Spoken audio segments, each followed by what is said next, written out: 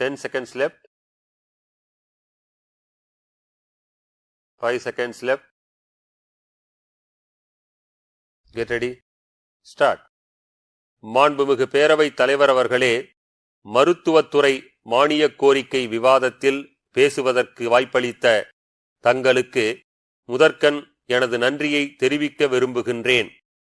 எங்களது கட்சியின் சார்பாக பேச அனுமதித்த எதிர்க்கட்சித் தலைவர் அவர்களுக்கும் நன்றி சொல்ல விரும்புகிறேன்.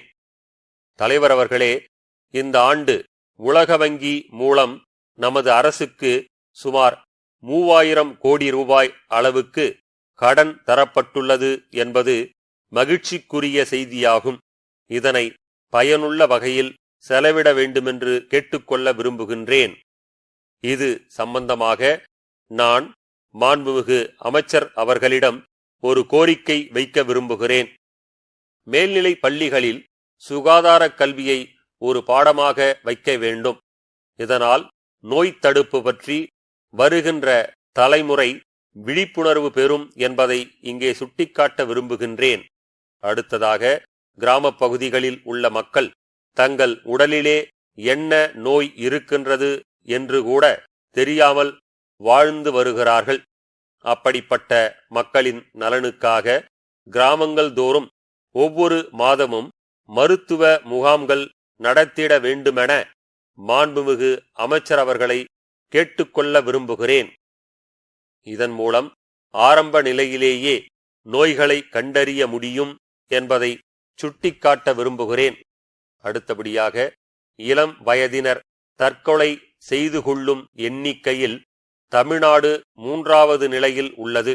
எனவே வாழ்க்கையில் ஏற்படக்கூடிய சவால்களை இளைஞர்கள் துணிவுடன் எதிர்கொள்ள அவர்களுக்கு மனநல ஆலோசனை வசதியை குறிப்பாக மேல்நிலைப் பள்ளிகளில் அரசு உருவாக்கித் தர வேண்டும்.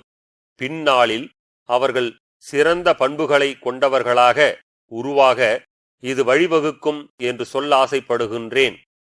அடுத்து, இன்னொரு முக்கியமான கருத்தை அரசின் கவனத்திற்கு கொண்டு வர விரும்புகின்றேன். எங்களது கோவை மாவட்டத்தில் ஆரம்ப சுகாதார நிலையங்களில் நோயாளிகள் அமர போதுமான இருக்கை வசதி இல்லை. அதேபோல மயக்க மருந்து நிபுணர்கள் போதிய அளவில் இல்லை. எனவே இந்த 2 வசதிகளையும் எங்கள் மாவட்டத்திற்கு உடனே செய்து தர வேண்டுமென்று அன்போடு கேட்டுக்கொள்கிறேன். மற்றொரு விஷயத்தையும் இந்த நேரத்தில் குறிப்பிட விரும்புகிறேன். மருத்துவ படிப்புகளுக்கு மத்திய அரசு நீட் தேர்வை கட்டாயமாக்கி இருக்கிறது. இந்த தேர்வில் தமிழில் கொடுத்த வினாத்தாள்களில் பல்வேறு தவறுகள் இருந்தன என்பதை சுட்டிக்காட்ட விரும்புகிறேன். மேலும் கிராமப்புற மாணவர்களின் நலனை கருதி இத்தேர்விலிருந்து தமிழ்நாடு மாணவர்களுக்கு விலக்கு அளிக்க வேண்டும். இதற்கான தீர்மானத்தை இங்கே நிறைவேற்ற வேண்டும் என்று கேட்டுக்கொள்ள விரும்புகிறேன். அதோடு மட்டுமல்லாமல், நாட்டிலேயே நமது மாநிலத்தில்தான் அதிகளவு அரசு மருத்துவக் கல்லூரிகள் உள்ளன என்ற மகிழ்ச்சியான செய்தியை சுட்டிக்காட்ட விரும்புகிறேன்.